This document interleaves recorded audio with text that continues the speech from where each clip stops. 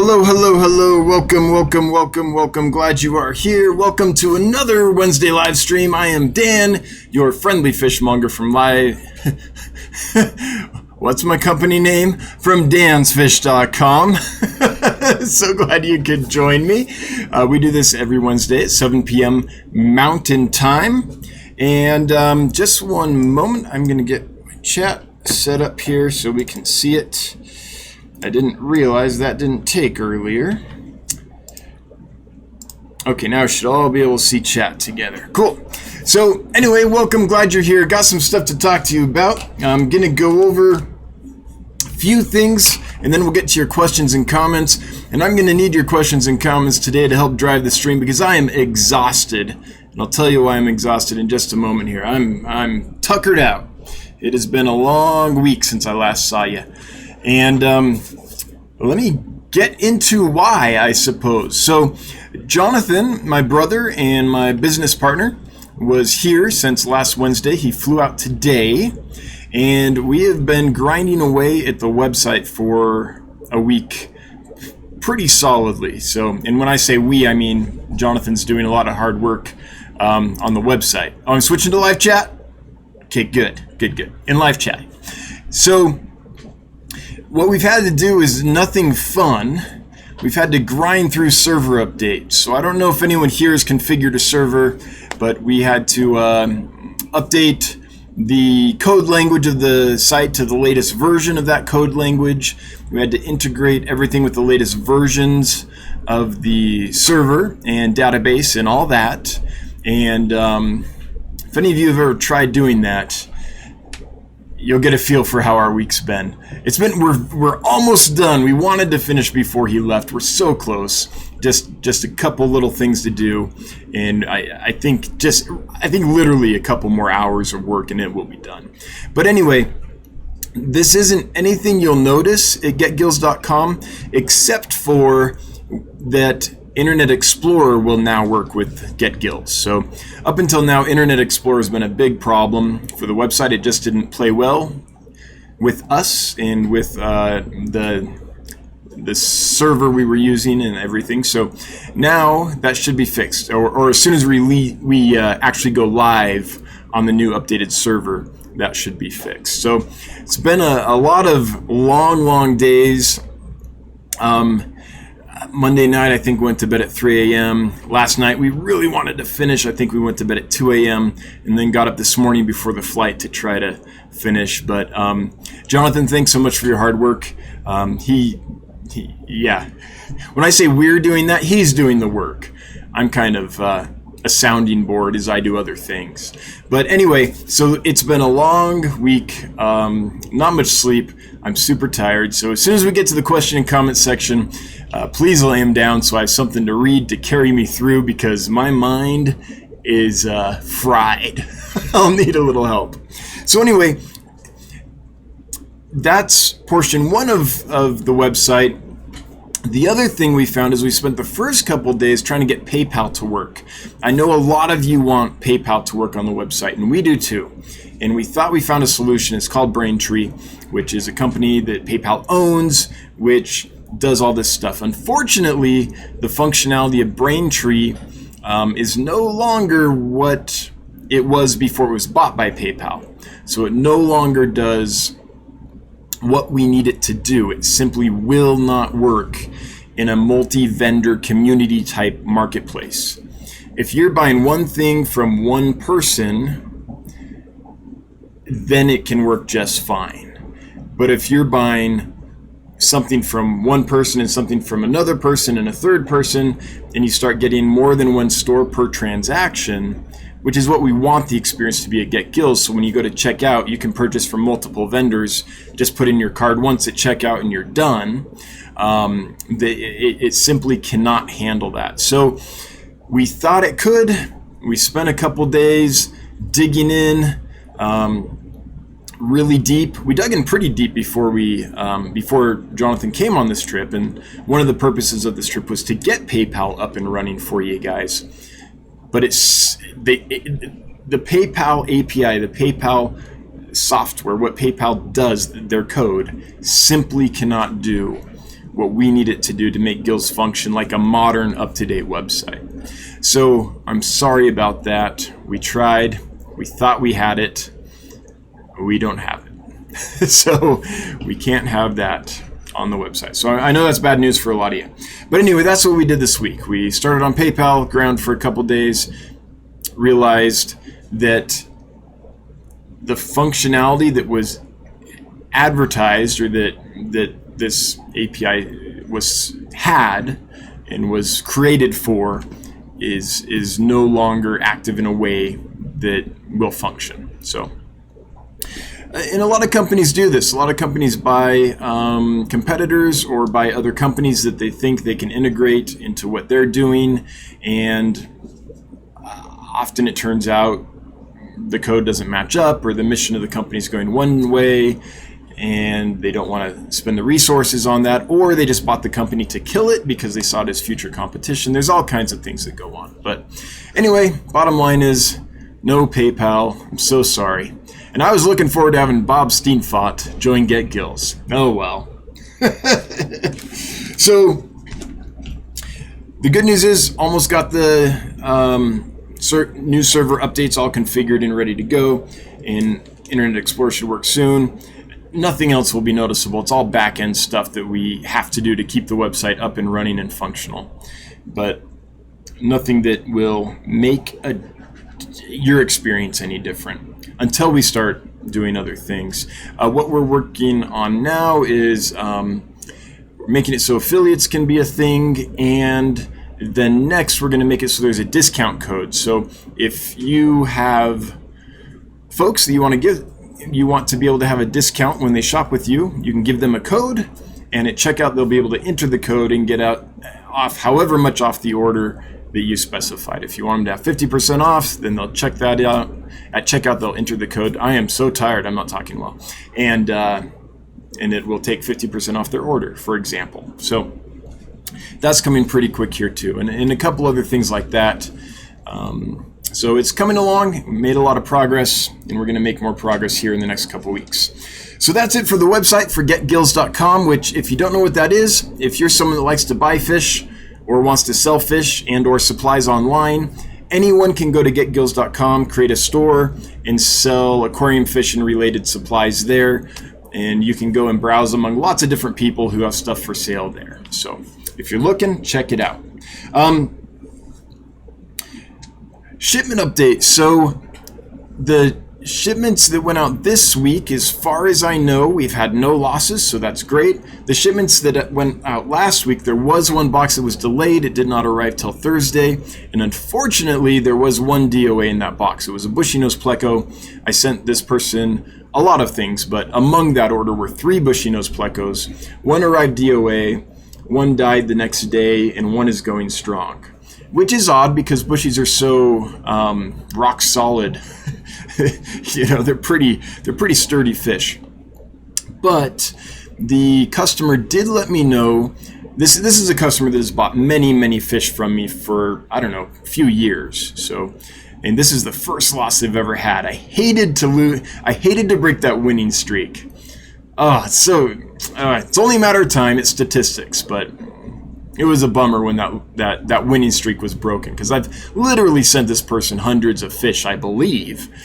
I think that's a correct statement, and this is the first time there's ever been a loss, so I hated to have that happen. But he mentioned that the water in the bags was not as clear as it usually was. It was kind of cloudy and mucky, so I think they maybe just needed an extra day of fasting before I sent them. I gave them 2 days. I thought that would be adequate.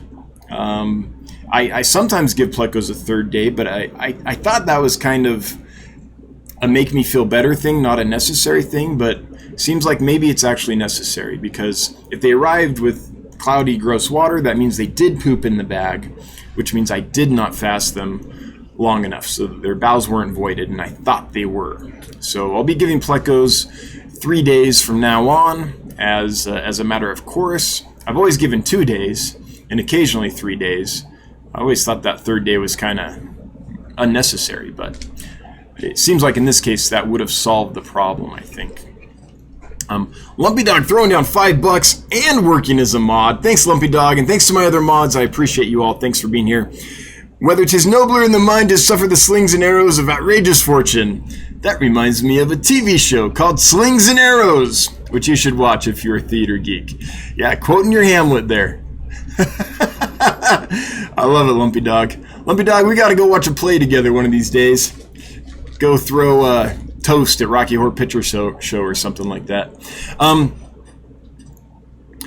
So anyway, pretty good. One DOA, one died a couple days later. So not great, but when I consider how many fish I've sent to this person, it's still, I mean, I hate to say it's within tolerances, because is it ever tolerable that you put an animal in a position where it dies? But the success rate is still really, really high, I guess is the best way to put it. Jeff Chambers asking, hey, at Dan's Fish, seen any Geophagus wine Millerai lately? Yes, I have some listed for sale on my website right now, I believe. Let's take a look-see. Get Gills, wine Millerai. Maybe I have to type it all. Oh, is it? Okay, I thought it was listed. Let me see why it isn't. Yeah, it's... Oh, you know what? I updated the inventory, but I forgot to click this right here, which is very important. Post item. They weren't posted. I thought they were. So now, they should be posted. Sorry about that. My error.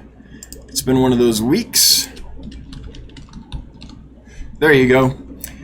And they're doing great. This is a rock-solid batch. Oh, I gotta take them. They're not for sale. That was... Hang on. That's a crazy price. That is crazy. I can't let them go for $9.50, but I can let them go for like $12.50. I'll do that as a regular price instead. Got 18 of them. Make sure my shipping's good, my quantities are good. Sometimes I screw that up without realizing. Okay. There are now Geophagus wine Millerai available at getgills.com. And by the way, that's how easy it is to list something. You just go in, plug in a few fields, click the button to post them, which I did. Apparently neglected to do earlier this week when I was scrambling. And they'll be up and listed. So where was I before Jeff asked that question? Oh yeah, shipment update. So shipment's going well so far. I think we're in good shape. 2-day shipping seems to be working just fine. Shipped out a big box of flag cichlids, festivums, and they arrived in great shape today too. And if those aren't, okay, I don't want to say they're fragile, but they're pretty large fish. They're kind of the maximum size fish you would put in the size bag I use. So if they're doing fine, then all the other fish should be doing fine too. I'm curious how the Congo tetras are doing that I shipped out to our winner from last week. I have not heard back from Lawrence yet. But so if you're here, please let me know or send me an email. Because these are the first Congo tetras that I've shipped from that specific batch. I'm sure they're fine, but every now and then you ship and you find out, oh, a batch isn't ready, and you find that out by shipping them. Now, I've had this batch for, I want to say 2.5 months or so, and they've been pretty rock solid, so I think they're good. But I don't know until I get the confirmation. Okay, so import update. All right, so this has been a whirlwind. Once this order from Nigeria finally arrives, I'm gonna have a fun story to tell you. The only reason I'm not telling it yet is it's not done. But there's been all kinds of twists and turns and stuff dealing with Nigeria to get this order. And in the latest one happened this morning, the Nigerian government has shut down exports due to the panic that the world is experiencing right now. So I just found that out this morning, which is a bummer, because we had a date for next week for all these fish to arrive, and I was really looking forward to it. So, and this is not the exporter. The exporter wants to send the fish. This is literally the Nigerian government shutting down all non-critical exports. At least okay, let me confess here. I haven't like dug in and read the official government report or anything, but from how it was explained to me, that's what it seems to be. I got an email from Colombia, a supplier in Colombia, a few days ago. Same thing. The Colombian government has shut down fish exports. And again, I didn't like research to look at the government document, but what it seems like is happening is there are governments around the world shutting down non-critical, non-essential travel and exports and things like that. So I'm not going to comment on that one way or another, but I gave myself, this is what happens with me when something like that happens, I give myself a couple minutes to freak out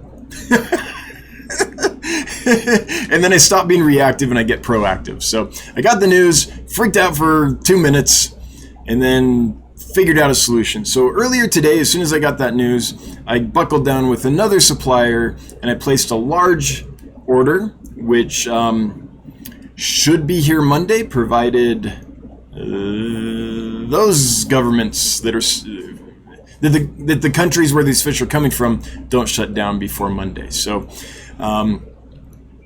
Nigeria will happen when it happens. It's completely out of my control, completely out of the exporter's control, and it just depends on how long this panic lasts. So Dave Jenkins, I'm so sorry. Everyone else that's been looking forward to this, I'm so sorry. Oh, and you know what? I was looking forward to getting this because with everyone hunkered down in their houses, they don't have much to do but watch their aquariums and play with their aquariums. So from a business standpoint, this is when you want to have a lot of fish to sell.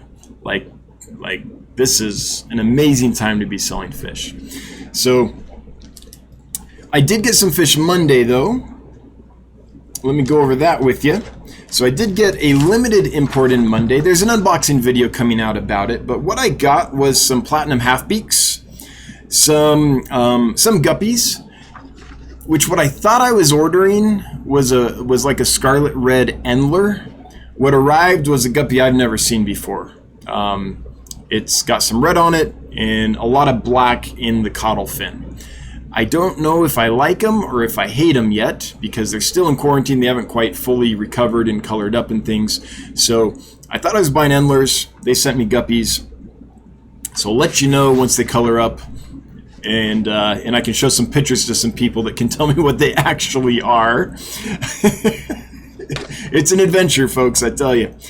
Got some Siamese algae eaters, and I'm hoping they're true Siamese algae eaters. When I first opened the bag, or first opened the box and looked in the bag, I was like, ooh, these look like flying foxes. Now it's been a couple days, and now I looked at them, and I'm like, oh, they do kind of look like Siamese algae eaters. So we'll see. When I first opened them, they were washed out, and the black line on the body did not extend through the caudal fin. Now it is extended through the caudal fin, now that they're kind of settled down and colored up a bit. So I just need to kind of feed them. They're still being medicated. I haven't fed them yet. But once I can feed them, I'll observe how they eat, how their mouth works, and then I'll know for sure. But until that happens, I'm not quite sure what I got, but I'm hoping they are true Siamese algae eaters. Got some neat gobies, a couple Stiphodon species, and I'm leaving it general like that because until those color up, I'm not going to know exactly what the species are. But there's two of them. Finally got some spotted head standers that seem to be doing well. This is a fish I've been trying to do for a long time. I love head standers. I tried a few times, didn't have any success, and so I stopped because I consider it irresponsible and unfair to the fish to keep buying and trying to fish from a supplier where I've tried a few times and they're just not working. Like that's just not fair to them. But I was able to find a new supplier for that fish, so I'm trying them. It's the first time, and so far they're doing fantastic. They came in robust. They weren't emaciated. They didn't have pinched bellies. They're acting great. I haven't lost a single one, and so I'm hoping that this batch is gonna thrive, and then I'll have a supplier that I know works. And that's really what it is in this business, folks. The idea that this is why I encourage people that want to go into this business is first work in the industry. Work at a pet store, work at a wholesaler, work at like an online distributor. Get to know the different aspects of the industry. Because otherwise you just won't realize kind of the nuances of it. The idea that you can just buy fish, bring them in, they'll be healthy and do great for you is false. What you have to do is try different fish from different suppliers to find the fish from the supplier that does well for you. So that supplier might have 100 other fish that do great for you, but for some reason their spotted head standards just don't work. You're never going to know that until you try it, and then you got to switch and find someone else, and you finally get a group of suppliers that you know that in general, okay, I can buy these 25 fish from this supplier, I can buy these species from this supplier, these from this supplier, and you finally figure out which fish from which suppliers do well for you. But it takes a while. You burn through a lot of money when you do it, and you try your very best to not ever kill the fish, right? Of course. But you do end up killing some fish when you're going through that process. Just because for some reason, some fish from certain farms or collectors or what have you don't thrive in your tanks, and the same species from somewhere else will. So, got some pygmy cories. A lot of people have been asking for those, so I went ahead and got some, and they seem to be doing okay. Some of them look like they're bloated to me. Not all of them, but a few look like they're a little too fat and sassy. So I don't know for sure if there's something going on or not, but their quarantine might be longer than the typical 2 weeks. If they are in fact bloated, that's basically a sign that there's something serious going on inside the fish. And I like to hold fish like that or groups like that a lot longer just to make sure they're clear before I send them. But I do have a group, and in general, they look really good. They're not emaciated. They're in good shape. I got some bikers. I don't usually get Polypterus, but a lot of people have been asking for them. So I got a small group of Endlicheries, saddled bikers, to try. I don't know if I'll ever do it again. It's just going to depend on the response. If people actually, that said, a lot of people have been asking if they actually buy, and I don't sit on those fish for a long time, then I might do it again.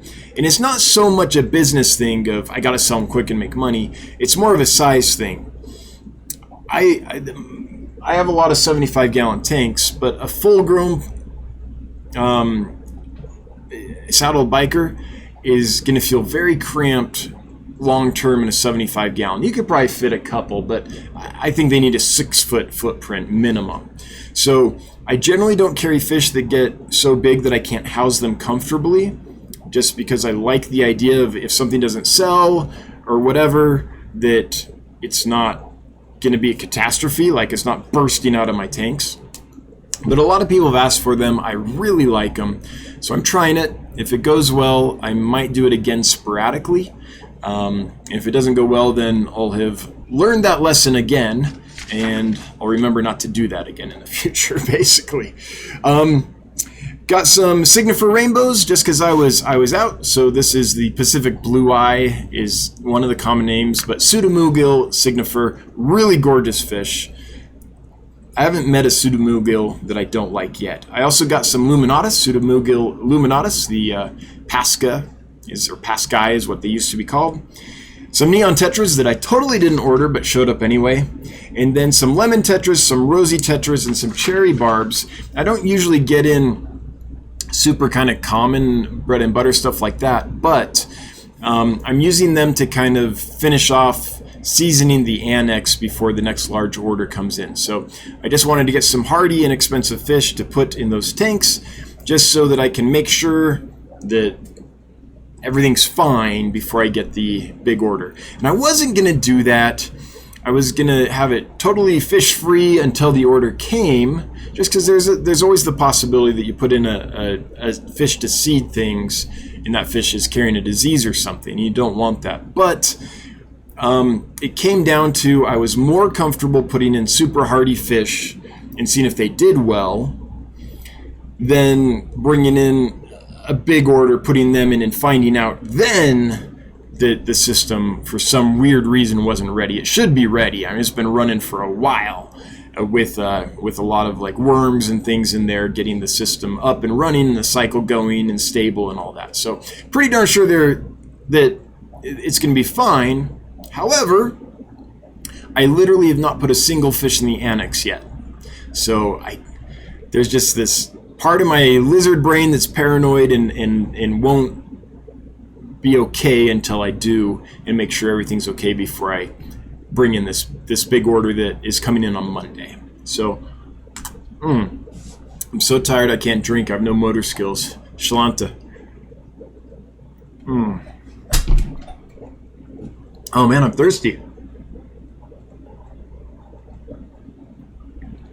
You know, we haven't got to the giveaway yet. Last thing, I will talk about the giveaway, let you know how to enter that, and then I'll get to your questions and comments. So let's do that. So I'm giving away some Croaking Gouramis, and these aren't any Croaking Gouramis. These are big, beautiful, fully finned Croaking Gouramis.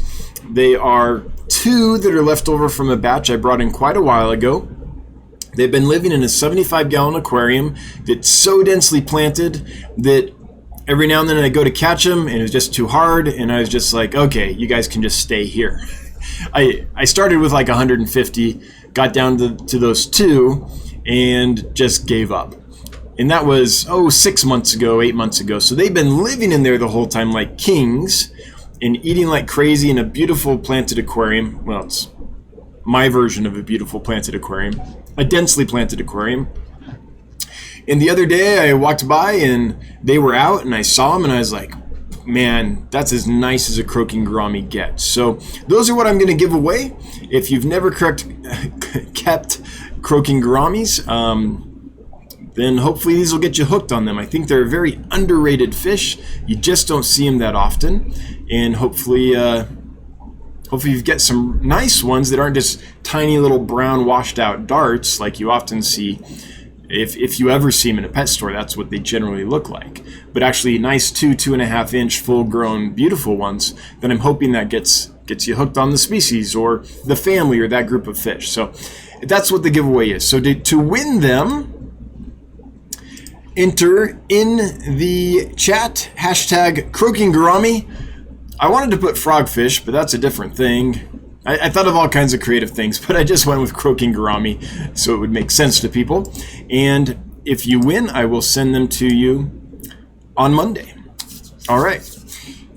So that is it. Let's get to your... Oh, by the way, if you don't know what a Croaking Gourami is, it's the same as a sparkling gourami. Same behavior. A lot of the same coloration and pattern. A lot of the same blue eye. A lot of the same body shape. They're the same genus, but it gets big. So it gets 2.5 inches. So whereas the little sparkling gouramis, even though I love them, in a lot of setups they get lost because they're so small you just can't see them. The Croaking Gourami does well in those setups because it's big enough that it doesn't just disappear on you. So that is the skivvy on them. Super hardy. They're eating flakes. They're eating pellets, live food, rapashi, frozen food. These are not picky. These are not hard to feed. Not hard to keep. You can keep them mid-70s to low 80s, and they will do fine in soft water or hard water. It doesn't matter. Just keep it clean. All right. Now for the questions and comments. I am still in live chat. And the first comment I can see is from Moonstone, who says, that's pretty complex. I'm sure it is. I'm so, I don't know what we were talking about when the comment was left, but but yes.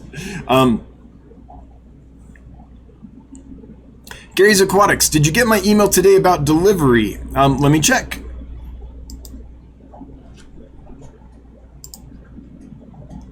The only email I saw, oh, there it is. Let's see. I saw it, but hang on. Oh, it didn't go well. Shoot. The Congo Tetras did not ship well. It looks like there were some losses there. Oh, I'm so sorry about that. Well, I will read the email. It's a longer one, so I will read that when the stream's done. and see exactly what happened there. But I'm sorry to hear that. Thanks for letting me know. And that's a bummer. I wonder if I need to use a larger bag for them, because they are a larger tetra. I'm going to test some things out and see if I can do better. So apparently there were some losses this week, but I didn't know that till just now. Bathyphila, how's the Nigeria order going? Already covered that one. Jeff Chambers, about Geophagus wine milleri, and here we are. Roxana, how are the black tiger Darios? They're fantastic. I'm pretty confident that I'll be listing them for sale would it be this Friday? Yeah, I believe this Friday will be just fine for them. It might be a couple days longer. I have to check their actual arrival date and all that, but they're doing great. They're eating baby brine shrimp. They're eating black worms that have been chopped up. I chop them up small for them, and that's in some scuds, and that's kind of what they're eating. You kind of have to be prepared with live food. Maybe get some frozen Daphnia, some frozen Cyclops, some small frozen foods. They're not going to eat flakes or pellet foods in my experience. They'll eat live and frozen, and it has to be small. So please don't get them unless you're prepared to provide that. But if you are, they should be fantastic for you. Jeff Chambers, dang, just like that, eh? Order incoming, I guess. Yeah, yes. It's been a wild ride dealing with trying to get fish in during this whole craziness. It's been a little crazy. But we'll keep going. Bathyphila, will the new order have any killifish? Not the one coming Monday, but the one that comes whenever the Nigerian government allows it to be shipped out. Has lots of killifish in it, and I'm super excited about those orders. But I mean, that's kind of one of the main reasons I order from Nigeria or from the Congo or wherever, from West Africa, because I love killifish, and that's where a lot of killifish come from. But I don't know when they'll get here. Nocturnal Aquarius Platinum half-beaks are awesome. I have a group of 6 I want to breed. May have to get some more. Yeah, they're fantastic. I absolutely love them. Leon, no one orders whole beaks anymore. Budget cuts? Absolutely. You know we're entering a bear market when no one has whole beaks anymore. All you can find is half beaks.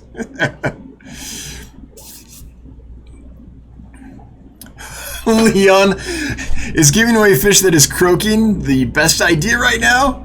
Leon, thanks for the comic relief. I love it. Skipper's Aquariums, I made it. Sorry I'm late. No problem. Just walk down the hall to the principal's office. He will mete out your punishment, and then we can have you back in class. No, I'm joking, Thomas. Glad you're here. Gary's Aquatics, update on the Congo Tetras. I got them around 5:30, 4 DOAs. The other 2 seem to be trying to pull through. Yep. Shoot. Well, I'm really sorry about that. I don't know what else to say. They've been great. From the beginning, they've been really hardy. So, I'm not sure.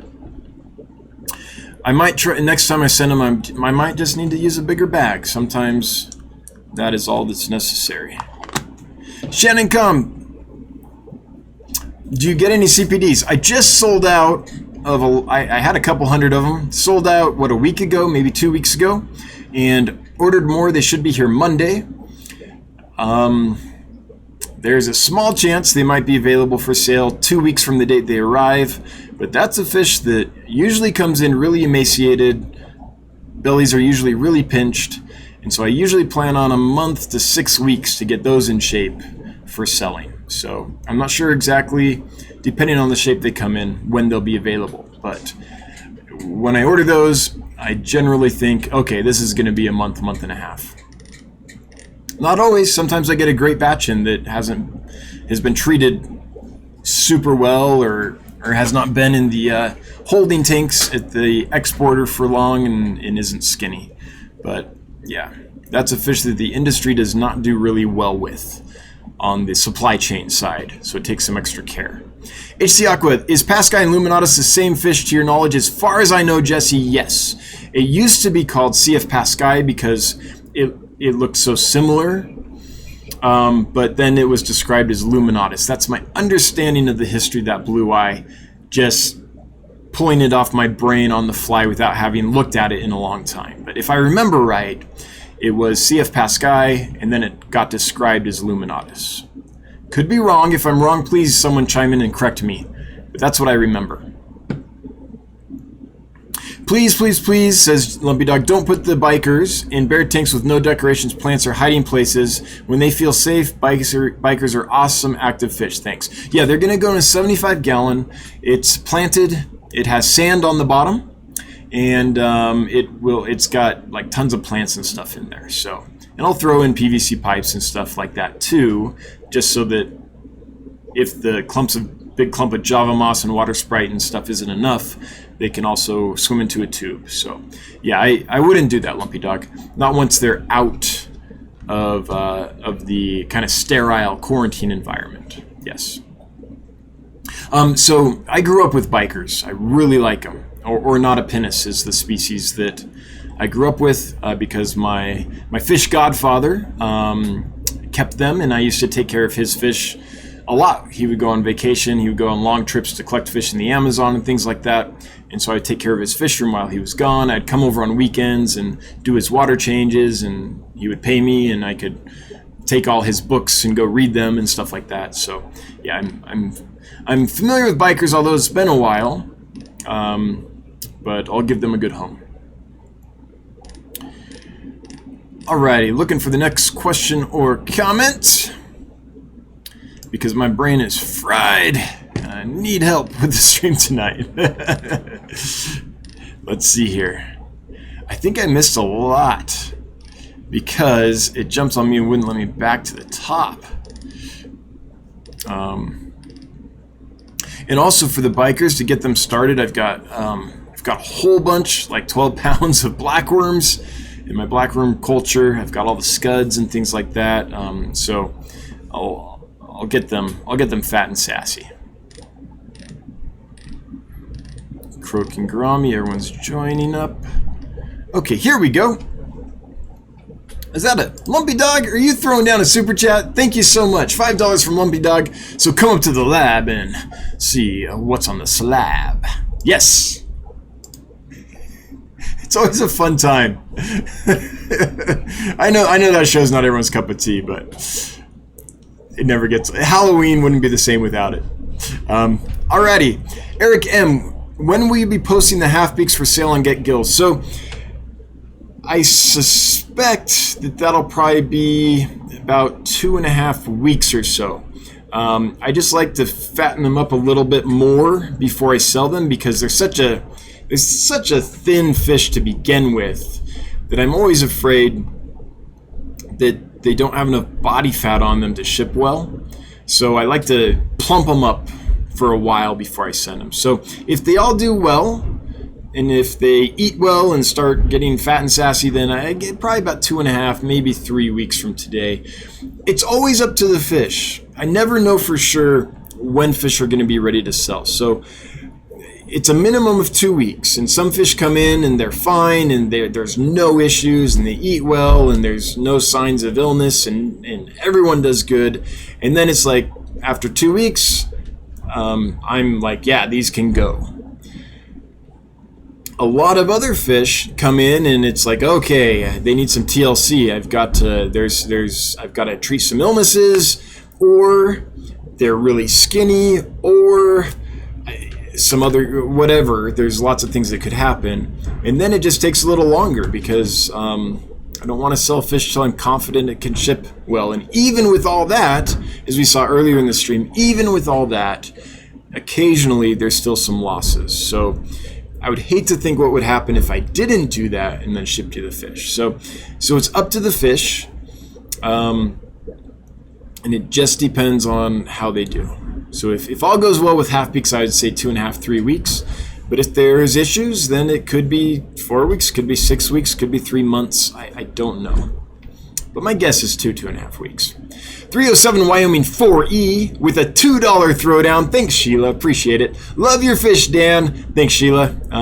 And I'm looking forward to seeing you later this week if you can make it. It's always a good time to have you in the fish room. What is there? Another one? Chattanooga Ed throwing down $5 and punching me in the face with a fox cat. It's the MMA stream. Anyway, thanks, Ed. Appreciate it. I appreciate your support. Thanks for always being here. And $5. Never required, but always appreciated. And as you know, it makes the wife super happy. And now I can't minimize that. Hang on. Oh, there we go. Let me just check here. Make sure I didn't miss anybody. Good. Michelle Lucia.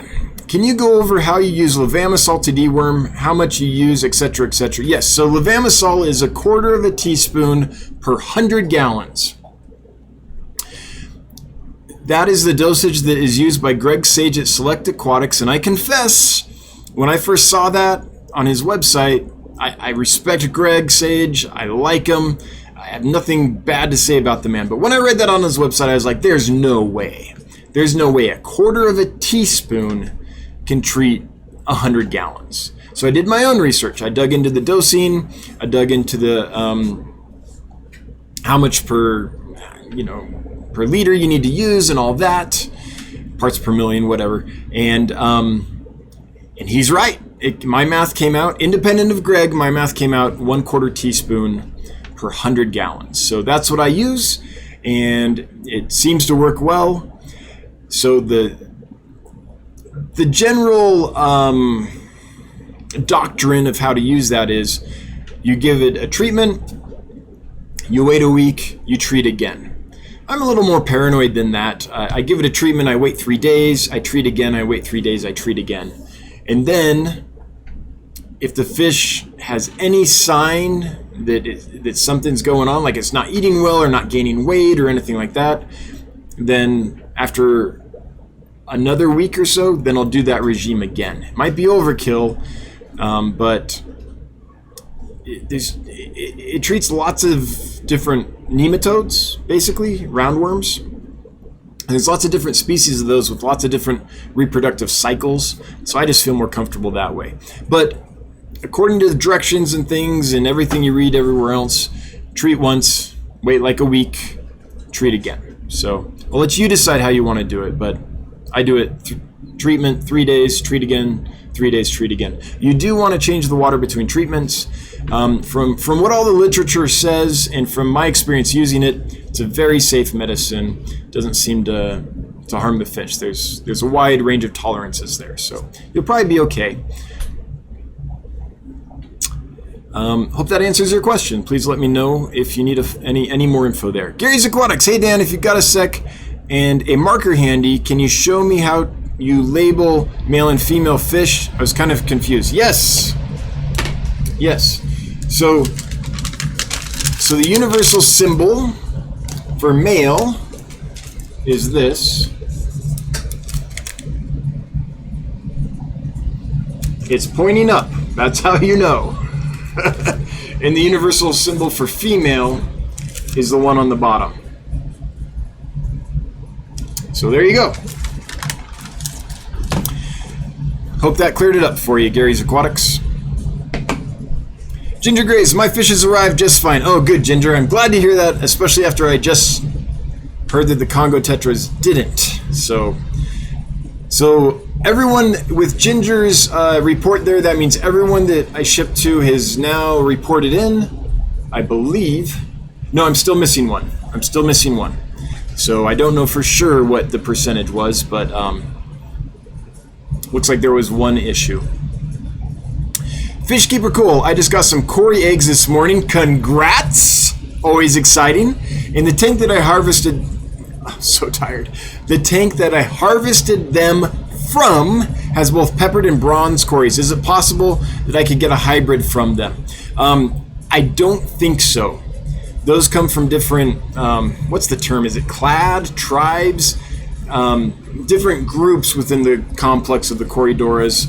And from what I understand, I don't think that those different groups of Corys can cross with species of Corys outside of those groups and have viable young. I could be wrong about that, but that's what I remember. If there's a Cory geek here that is like, oh no, no, no, Dan, and has better information, please leave it, but I don't think so. And that goes for a lot of fish. Like apistos, they're divided up into different, I'm going to call them tribes. I don't remember what the actual, if it's clad or tribe or what the actual term is, but apistos from one tribe don't generally breed successfully with apistos from the other. That's why you can keep certain apistos together and other ones you can't. Well, behavior can be an issue, but as far as hybridization goes, same with killies, lots of different fish are like that. So I think you're going to be good. Alien World Aquatics, good to hear from you, Alien World. What are some good tank mates for half-beaks? I just got my first ones this past weekend. So I've kept a lot of things with half-beaks successfully. And the trick is that whatever you keep with them needs to be something that doesn't frequent the top of the water column. So apistos are wonderful with half-beaks because they hang out on the bottom and the half-beaks will be on the top. And when you feed the half-beaks, which feed fairly slowly, will have time to get the food and eat it. And won't be out-competed by the apistos. And the half-beaks aren't going to go and out-compete the bottom layer either, so they work well together. Right now I have a whole bunch of exclamation point rasibores with my half-beaks. Not with the new batch, but with like the old mama half-beak that I keep. And in with the other half-beaks before I sold out of them in that tank. Fantastic mix. The exclamation point rasibores don't generally come to the surface to feed. They kind of stay mid-water, bottom area. And that works well. So anything that's peaceful and does not feed like crazy at the surface should be fine for you. I've got some Beta Cochina in there with them. They're doing great. I've kept them with lots of stuff. Tiger Dario would be fantastic. Scarlet Batis would be fantastic. They're not going to go feed at the top. Not in any kind of way that would disturb the half-beaks. But that's the general principle. Just stuff that stays out of that zone is what you want to look for. I'm trying to think of other stuff I've kept with them.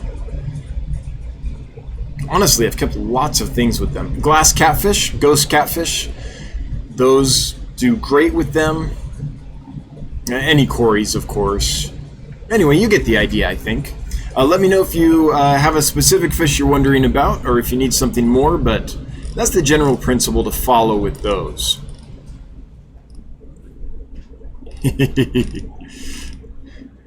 All right. Oh, chat did the jumpity jump. Hang on. I'm looking. Wow, it jumped super far.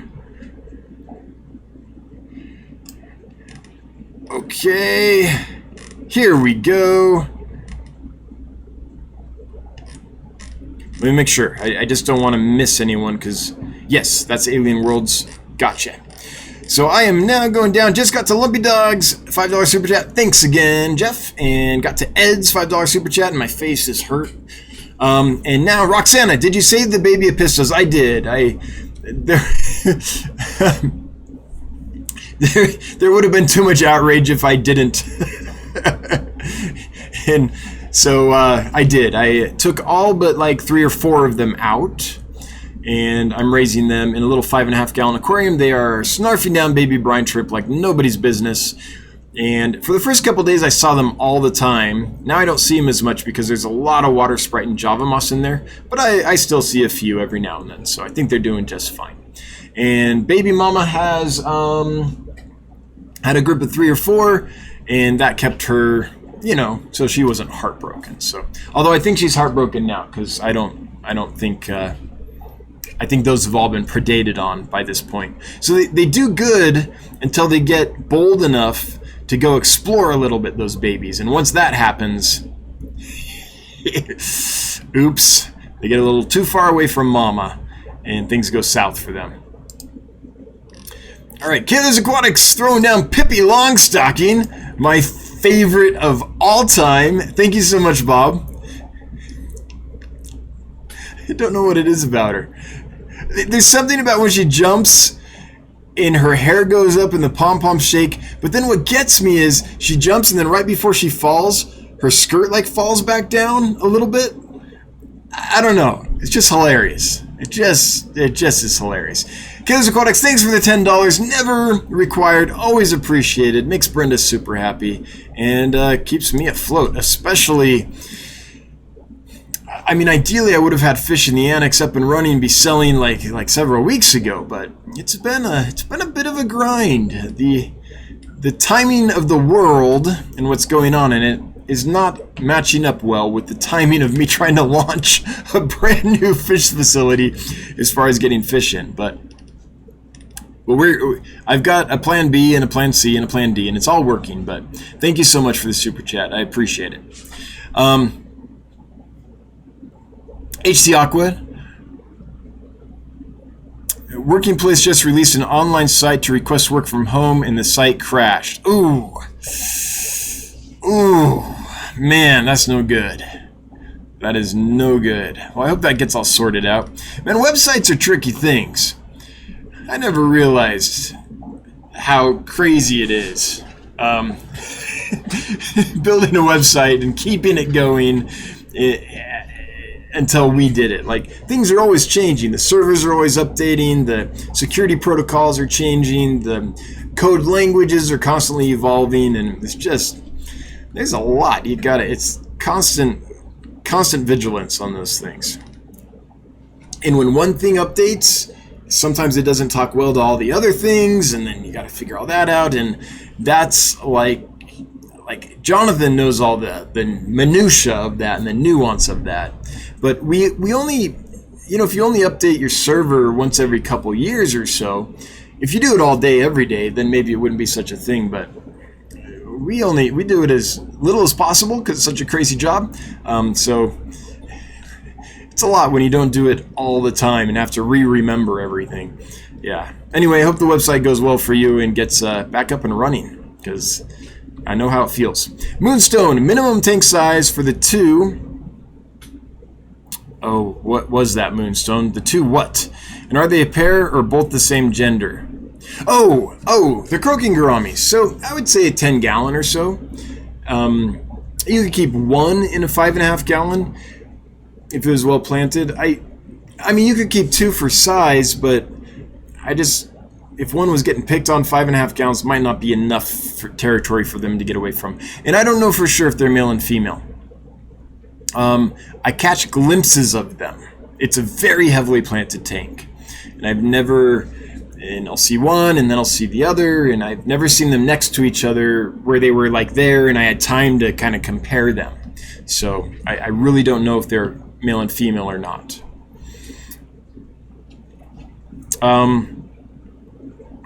Wait, did we get another one? Lumpy Dog, thank you. What a terrible era in which idiots govern the blind. I can't comment on that too much or people will get mad at me, but thank you so much for the super chat, Lumpy Dog. I appreciate you. I appreciate your sentiments, and I appreciate the super chat. Thanks for modding as well. Lumpy Dog is the original OG mod. He was my first mod ever. He's still with us, so must be doing something right.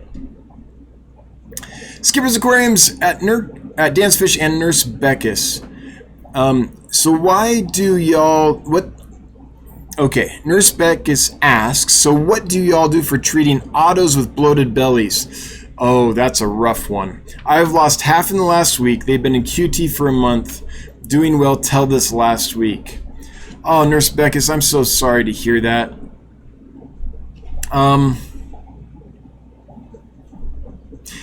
Actually, do I owe you an email? Hang on, I think I got an email from you.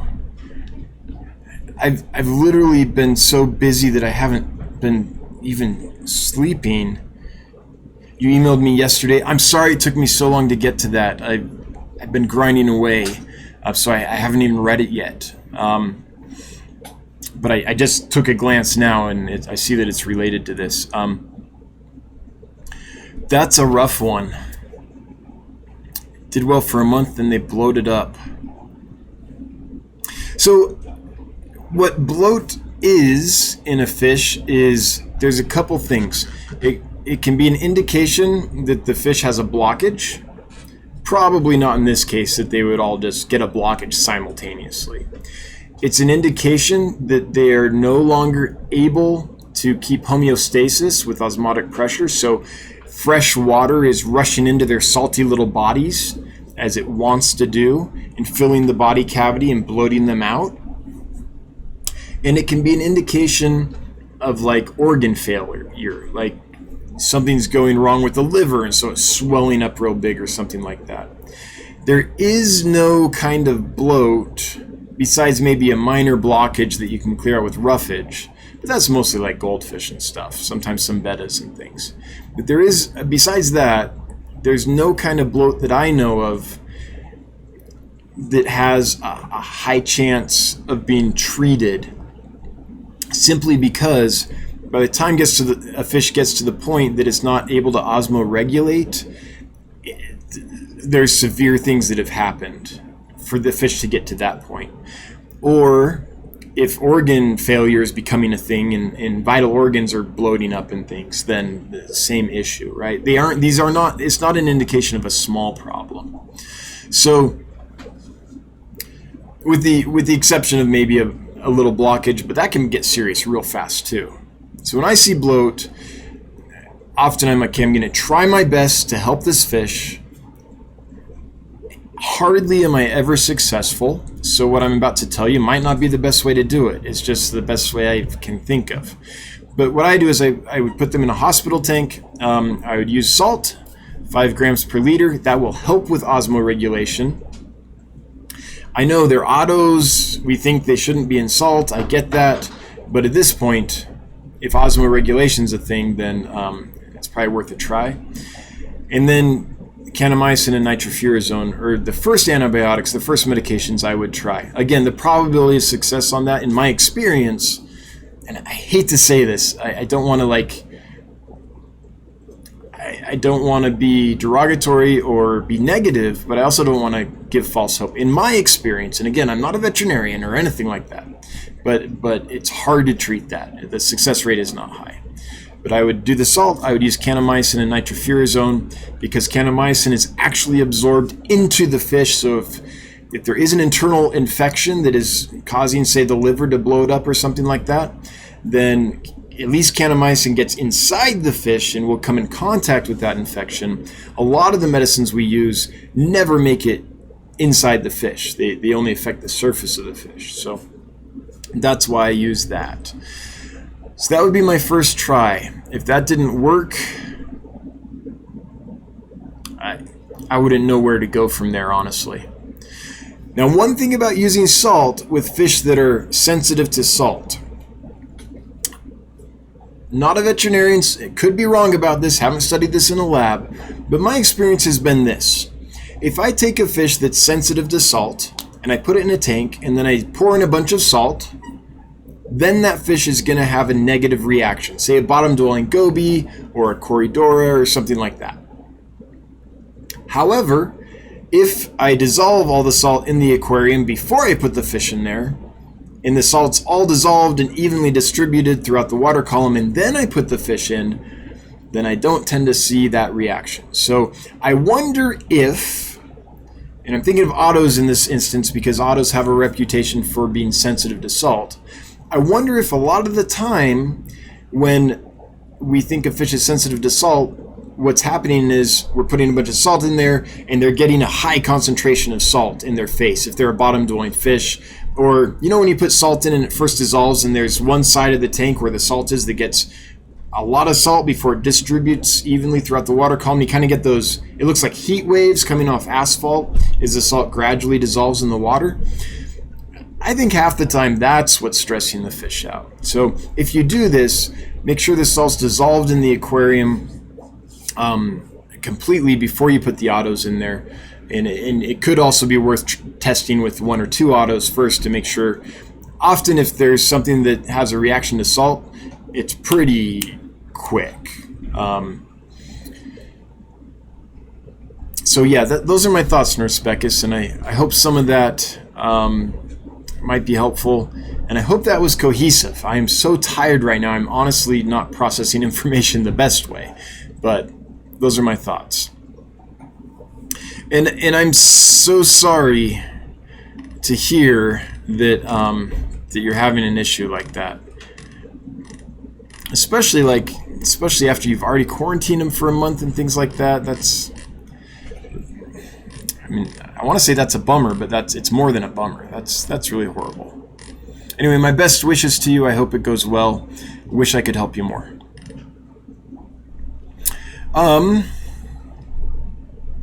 Okay, hang on. I'm trying to find. Oh, it looks like it jumped before. No, that was it. Okay, it was Skipper's relaying that. I got it. Moonstone, sorry regarding the Croaking Gourami's derp. You know, you try to give away free fish.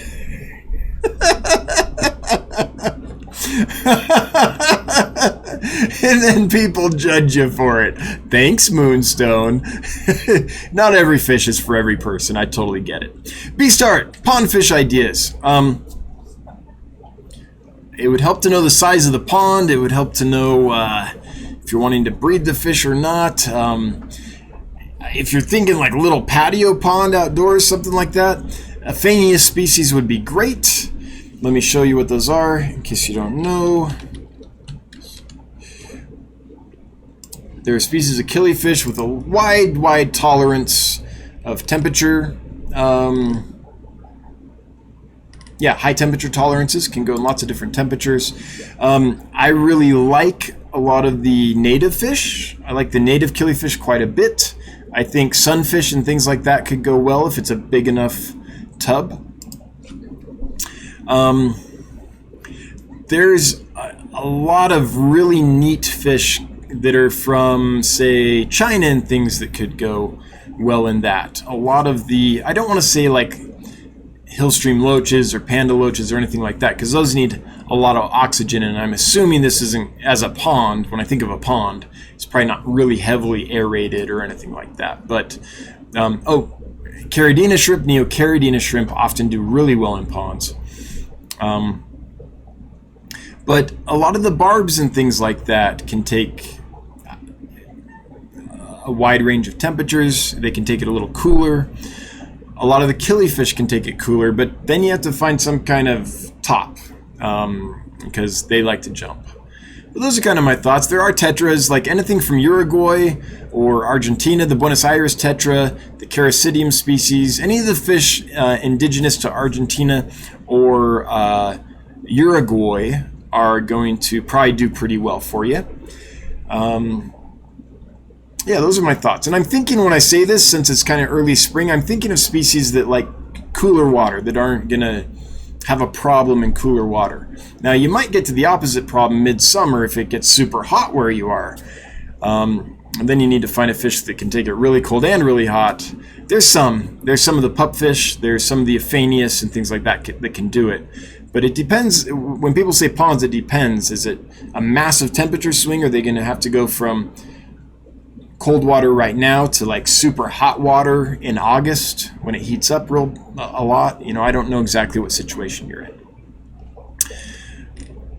And I don't keep ponds, so yeah, it's been a long time since I've had a pond. HC Aqua. Oh, by the way, I was able to get Dimolin to kill the scuds. I just had to use a lot more than the dosage on the bottle and was fish safe. Awesome. I'm glad the Dimolin worked for you. It should work with anything that has a chitinous shell like that. Shrimp, scuds, anything like that. So I'm glad it worked. I know how much you love scuds, Jesse. Scuds are to Jesse what duckweed is to most of us, I think. Is that a fair way to put it, HC Aqua? And the other thing about Dimolin is it might not kill them immediately, so it prevents them from molting correctly. So if you use it and they're not about to molt right then it, you know, might not be an issue. Maybe they molt once a week or once every couple weeks. It depends. So, but I'm glad it finally worked. Can you tell me how much more you used? Would you mind either listing down below the actual amount you used or something, just so other people know how much is necessary to be effective? Mega Mindy Lou, my Cory spawned last Friday, tons of eggs, and I found a baby last night. I am so glad to hear it. Thanks, Mindy Lou, for sharing that. It always makes me super happy when folks are breeding fish. It's just my favorite part about the hobby. And as we know, hashtag breeding is pleasure. What about fish that are gender neutral or are gender fluid? There are some, actually. So I know that's a joke, but Cryptolebius marmoratus, almost always female, and almost always a hermaphrodite, just cloning, I guess is a better way to say it. Just creates identical clones of itself, lays eggs that hatch into little mini-me's.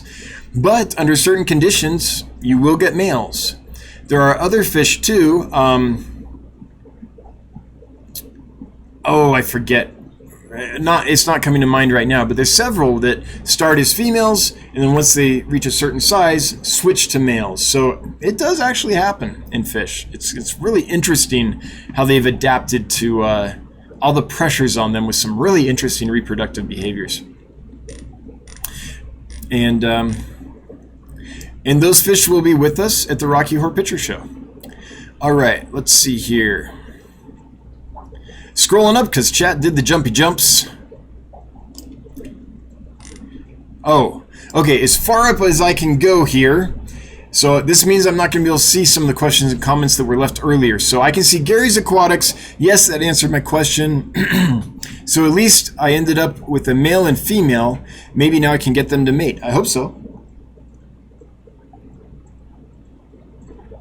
But that is the...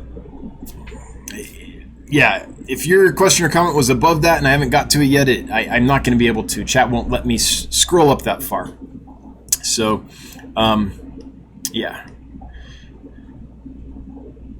Leon, having fun, different clads. Is it clades? I don't know what it is. Leon, I like having you here, man. You're making it lively. I love the humor. Mega Mindy Lou, I have a big spotted mama and her mate and a lone green Cory. I've seen the green Cory doing the dance for her. Not sure who the daddy is yet. Still tons of eggs left to hatch. We'll see. We will see. I look forward to the videos. Icarian Fish Nerd. Are Nanochromis splendens easy to find? I believe they're available right now at the Wet Spot Tropical Fish, if I remember right. I looked at them just the other day because I was considering bringing some in from the Congo. And when I do that, I like to see who else is selling them, how much are they selling them for, things like that, so I can tell if it makes good business sense. So if I remember right, the Wet Spot has them, I think right now, or had them like a week or two ago, at least. So I wouldn't say Nanochromis of any species are super easy to find, but there are suppliers who can... yes, you can get them, but they aren't typically on the every week wholesaler list. You kind of have to do a special import to get most of them. And most people don't do that because the minimums are so high. So if you see them, get them, I guess is what I'm saying. If you like them and you have a chance, I would get them then. Sean, OOTD. Still no clue. We'll just call him Mr. Shelley. When the baby apistos are ready, I'll order some. Awesome. Awesome. Hopefully they do well. I have to confess, I was hesitant to pull them just because I know what my workload is right now and how crazy things are. Hopefully I do a good job. I'm going to do my best. Just one more fish with Josh. Hey, Dance Fish. Sorry I'm late. Well, tardiness is not tolerated. Right, I will never be tardy again on the board 100 times. Bring me an apple and we'll be fine. Just kidding, of course. Just finished up my last night of work. Last night? We'll catch the first half on the replay. Well, I don't know if I'm supposed to congratulate you or send condolences. Hopefully it's good that it was your last night of work and now you're doing fish full time or something like that. Hopefully it's not like a thing where you're one of those companies where they're just sending employees home right now because of the panic and saying, we'll see you when we are busy again. But that sounds like an exciting comment. Congratulations, maybe? Joseph Stanley, I have a crazy scud colony now. Yes! and need to know what fish you recommend feeding them to or not feeding. Joseph, I've heard reports of scuds occasionally possibly harassing fish, chewing on fish, cories and things like that. I've never seen it. So from my personal experience, and I'm not saying that doesn't happen. I'm not calling those people a liar. Some of them are good friends of mine. My own brother has said that he's seen it, and I believe everybody. My own personal experience, I've never seen it. So what I would suggest is, in my experience, they go well with everything. But having heard that from other people, maybe don't put them with anything that's sedate on the bottom or something that doesn't just sit on surfaces a lot. So that might be certain cories, that might be plecos, that might be some gobies. The scuds are pretty much going to cling to surfaces. They'll swim around, but they have to cling to a surface to feed. And so I guess if a cory or another fish is down on the surface and is still and is sleeping or something, that might give the scud an opportunity to chew on their fins or something. But any fish that swims around in the water column or the surface of the water, I don't think is going to have any trouble. So I feed them to everything. I even feed them to those little tiger dario, because even if they can't eat the full-grown adults, they'll eat the babies when they drop their babies. I feed them to bettas. I feed them to everything. Everything. Never had a problem. So that's my thoughts on that, just based on some feedback I've heard from other folks. I have fed them to cories, but there's always other fish in my cory tanks, so it's not like there were some cories and then a swarm of scuds on them. The other fish keep those populations really low. So, yeah, that's my thoughts on scuds and feeding them. All right. Just got to Lumpy Dog Super Chat of $5. Thanks again, Lumpy Dog. Never appreciated, but always required. I screwed that one up. Lumpy Dog, you're in a special class all to yourself. For most people, it's never required, but always appreciated. But for you, it's always required and never appreciated. I'm sorry, Lumpy Dog. I love you. It just spilled out of my mouth wrong, and I thought I'd roll with it. Oh, I'm an idiot sometimes. Thanks again for the super chat. Always appreciated, never required. Sorry, Lumpy Dog. The Fish Tank Barn, we have been really good. WFH. If I wasn't so tired, I would know what that meant. I work at a large company, and it's been good so far. I'm glad to hear it. I'm glad to hear it. Oh, WFH is probably referring to another chatter who asked you a question. I bet that's what it was. Fish Tank Barn, thanks for the info on the half-beaks. Yep, you're welcome. Love them to death. So awesome. Beastheart, how to tell white cloud minnow gender.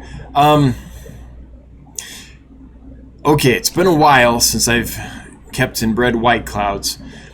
For me, it's really obvious when the females get bigger than the males and they're just a bunch more robust.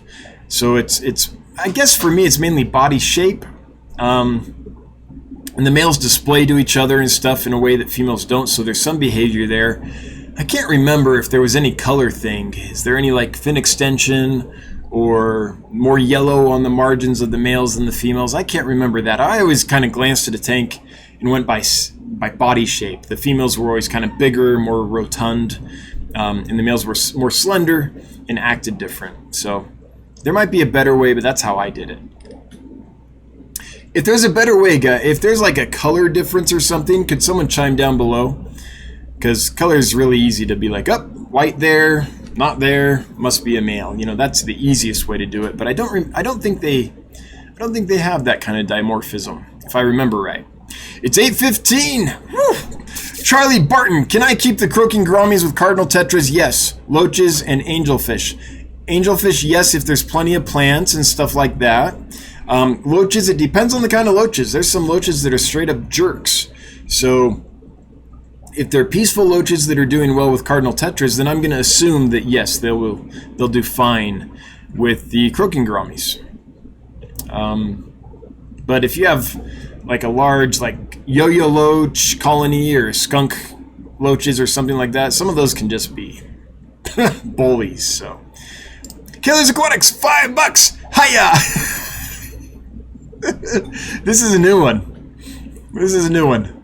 It's like the creator is popping up above a cloud and just saying, hey, real quick. Thanks, Bob. I appreciate the super chat. Always appreciated, never required. Hey, I said it right.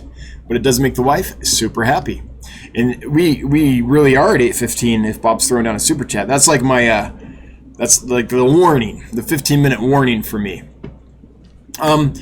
Is 54 Punchy? Sorry, Punchy Paint's going next. Pam, if you're going next, would you let us know so we can send everyone your way afterwards?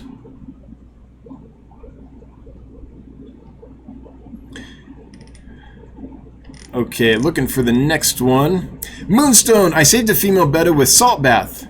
Unusual, I think, but got lucky. Awesome. Awesome. If it's an osmotic pressure thing, then sometimes adding salt can help. Sometimes it'll just take enough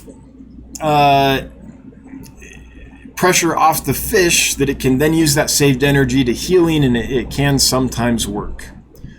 Again, super rare. Once fish are heavily bloated, in my experience, they're hard to treat. But I'm glad that worked for you, and hopefully that gives some hope to Nurse Beckus. And man, Nurse Beckus, I sincerely hope that your fish recover. Lumpy Dog, Dan, do you ever have White Cloud Mountain Minnows from Sharon Miller? I generally don't order them, even though I absolutely adore them, and it's for economic reasons. I'm running a business, and there's certain fish that when I price them out don't make sense for me to bring in. However, let me see if I did order them this time. No, I didn't. I put them on the list this time to order because what I do when I order is all the fish I really like or I think will do well, it's either a fish that I'm like, hey, that'll do well, or hey, I love this fish so much, and that looks like a good group and that's a decent price, right? I'll put those all on a list, and it's a long list. Then I calculate, okay, once this fish costs this much, shipping to me will cost this much, so altogether that fish, let's say it was $1 for the fish, but then with shipping it's going to cost me $1.50 to get that fish in my possession. And then I look at that and then I say, okay, in order to make money on that, I'm going to have to mark it up this much, and I see what that selling price will be. And based on that selling price, I take a lot of fish off the list, because there's some fish that I really like, and I put them on the list every day, every week, and then I see, oh, if I marked them up, they would cost too much. No one's going to pay that much for that fish, or a lot of other people sell them for less. So I remove them from the list. Then there's other fish like the white clouds that I put on because I love them, but then I see what I'd sell them for and they cost too little. So if I have to sell a fish for $2-3, that doesn't justify all the work and time to acclimate the fish, medicate the fish, prep the fish, get the fish packed for mailing. All that labor, all that time, all that expense has to be mitigated in the sale price. And I almost always have to sell a fish for $6 or more for it to justify from a business aspect, not from like, is the fish awesome and do I love it, but from a purely business aspect. If I don't sell a fish for $6, sometimes a little less, but that's kind of generally my cutoff point, then it usually doesn't make sense for me to get that fish in and to sell it, because by the time I go through all the work of taking care of it, and I pay for the bags to ship it and the heat packs to ship it and the styrofoam liners to ship it and all the labor to ship it and all that time and stuff, then it doesn't, business-wise, then I'm losing money on a fish. So if I send you a box full of fish that costs $2, I'm losing a lot of money. So I love white clouds, but that's why I don't carry them. I am looking for longfin gold white clouds, because those I could sell for enough, I think, that it would justify, from a business standpoint, it would justify purchasing them. But I haven't found a good group for a good price. So when I do, I'll bring them in. But I almost did. I put them on the list earlier today. Then when I did all my calculations, I took them back off because they're going to sell for like $2 or $2.50 or something. I can't remember.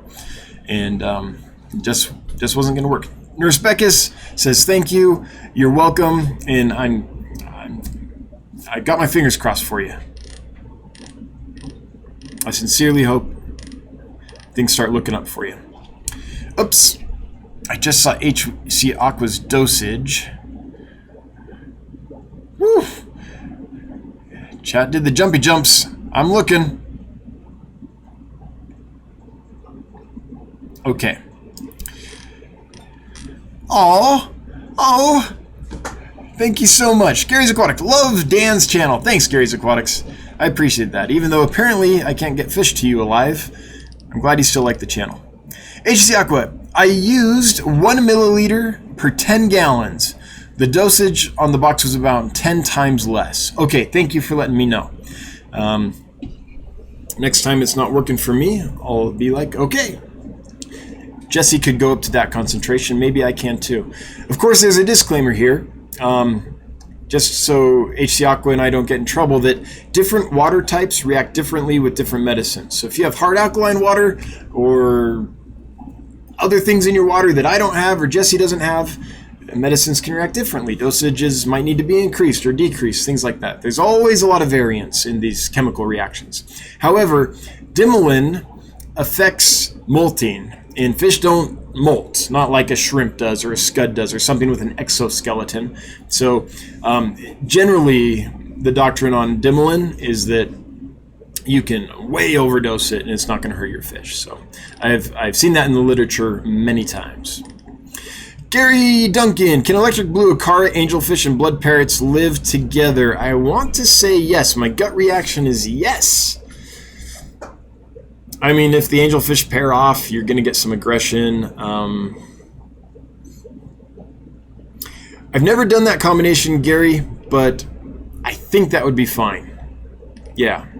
Now, blood parrots can get pretty big, but they kind of have mouths that don't really work. They don't really bite stuff a lot. The worst they can do is like kind of push it around. So I think you'll be fine. Someone let me know if you did that combo, it ended horribly. I'm not recommending it, Gary. I'm just saying because I've never done it. I'm just saying, yeah, I think that would work. Danikin Aquatics. Well, hey, Danny and Ken, thanks for being here. Throwing down $10. Thank you so much for the super chat. Help with this fish lost today. Love your channel. Oh, I appreciate it. Thank you. Thank you. It actually didn't lose me any money. It didn't gain me any money. That was the giveaway last week. So I send them for free and all that. It's just a bummer that Gary didn't get them in good shape. And that's the second giveaway that's happened. Almost everyone gets their fish. They're thrilled. It's fun. But there have been twice when there was issues. And I don't remember which fish it was. It was a while ago that I sent out, and none of them made it alive, and I have no clue why. Because I sent them to other people, and they did fine. So maybe it was a Cory. I'm gonna guess it might have been a Cory, but I don't remember. So anyway, I'm not out any money. I'm just out a little ego, I guess, and a little sadness because the fish died. But I appreciate the super chat, Danny and Ken. One day I would love to see your fish room. That thing looked awesome on the video. Michael Wilson, another fluid gender fish, the cichlid Crenicara punctulata. The dominant fish in the group is male. Oh, cool. That is one I didn't know about, I don't think. Let's take a look-see. What is this one? All right, check it out. This guy. That's cool to know. So I guess that's like an obligatory harem spawner because they can't have it any other way. Only the dominant fish is male. Cool. Thanks, Michael Wilson. I always learn a ton from you. Michael Wilson is like, whether he likes it or not, I've adopted him as a mentor. He's helped me through a lot of things that I didn't know how to figure out. So thanks, Michael, for all your wisdom over has it been a couple of years now? Yeah, I appreciate you. Charlie Barton. Is that bullfrog head is that a bullfrog head in the thumbnail? I don't think it was a bullfrog. I kind of just looked for a picture that would work. I didn't really research the frog. I can't remember what species it was. When I first selected it, I saw it and was like, huh, and then I started working and forgot. I can't remember. Hope you like the thumbnail. I thought that'd be kind of fun. Maybe not. I'm tired enough that I'm probably not making good decisions, but I thought it was fun. Skipper's Aquariums, thanks for letting me know about Gary Duncan's question. I appreciate that.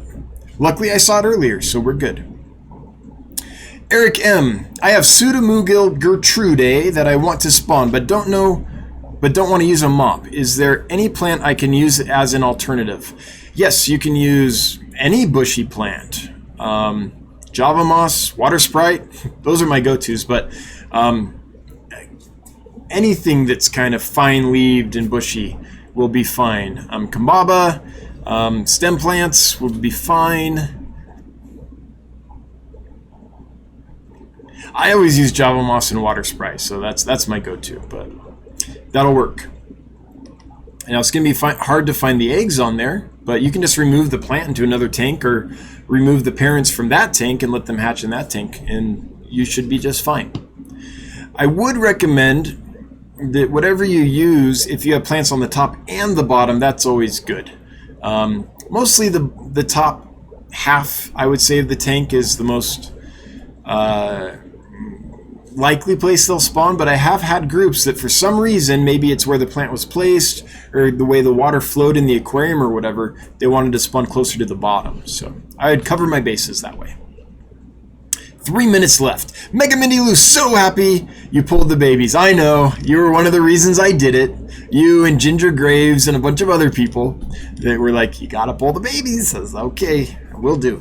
Just one more fish with Josh. We own a cleaning company. At this point, we have to shut down. Oh, clients are canceling, and we no longer feel it's safe for employees to go into several homes a day.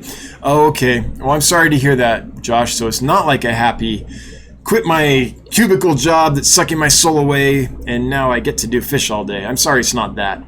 Well, good luck to you, friend. I hope things go okay for you. I'm feeling the burn a little bit too. It's been really hard to get fish, and usually I can get them really easily. So yeah, it's been different for me too. On the bright side, more time to work on the fish room, absolutely, and get this business a jump start. Absolutely, there's always a bright side. Parker's Aquatics, I bought a dwarf puffer today because I'm officially done with pond snails. Now that I have it in the tank, it looks smaller than I thought. Yeah. Can pea puffers eat pond snails, bladder snails? Absolutely. Absolutely. They're small but mighty. Like, there is so much attitude packed into that little bean. You're going to be fine. Give it some time. Now, I just said that maybe you'll have the one pea puffer in the world that doesn't just work and work and work and work at a snail until it's gone.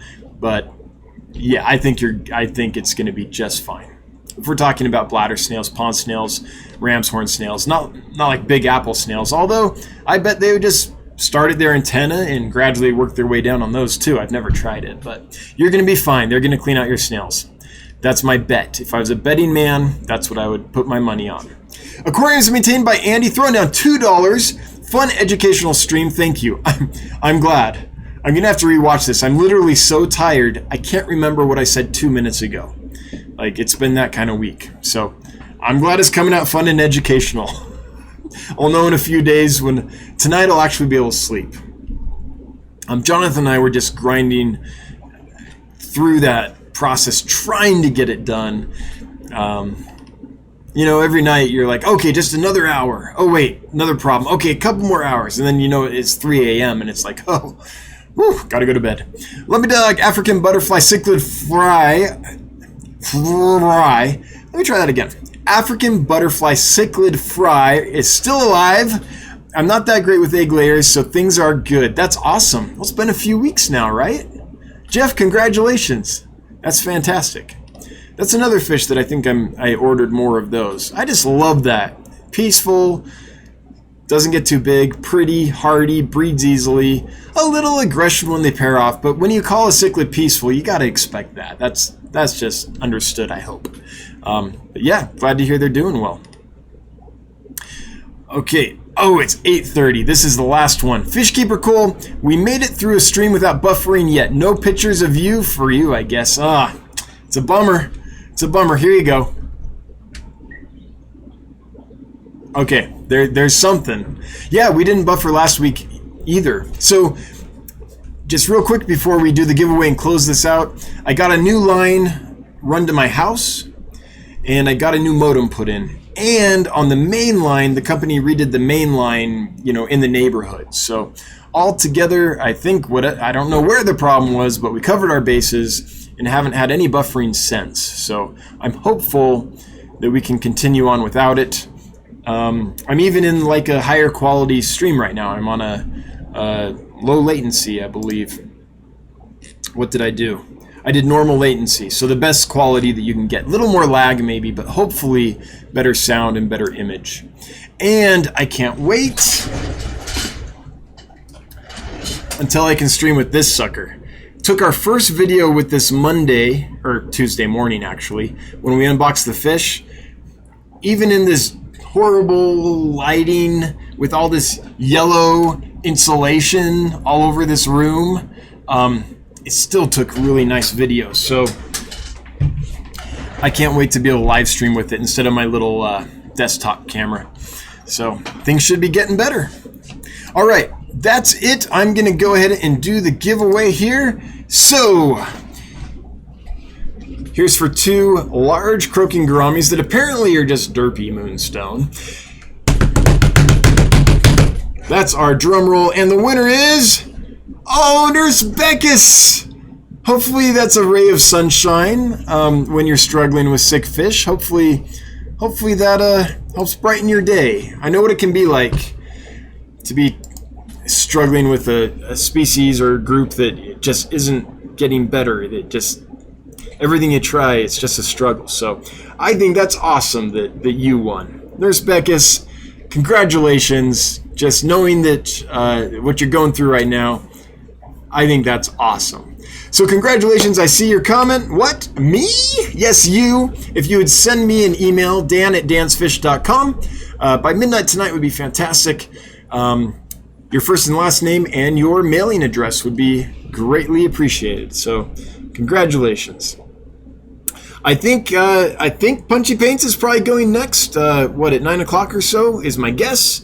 So head on over there, and worst case scenario is I'm wrong and she's not going, and then you'll go somewhere else. But I think she is, so let's keep the party going. And I'm sure someone will comment real quick about that. Viola Hopsalot!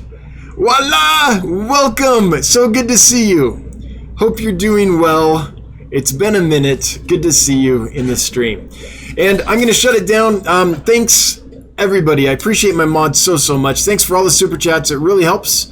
And thanks for everyone that asked questions and comments. Sorry I couldn't get to all of them, but it really helped today because I'm too tired to think of content. I'm glad you guys kept it lively. Everyone lurking, Lurker Nation, I'm there with you. You folks watching this on the replay, thanks for catching it on the replay. I get it. Life's busy. You got to work. You got to pick the kids up from soccer. I understand. And we'll see you next Wednesday, 7 p.m. Mountain Time. Until then, I hope everyone has a good one. Yes, it looks like Pam is next. There's the link. Thank you, Candy. And till next time, I'll see you next Wednesday, 7 p.m. Have a good one. Bye-bye.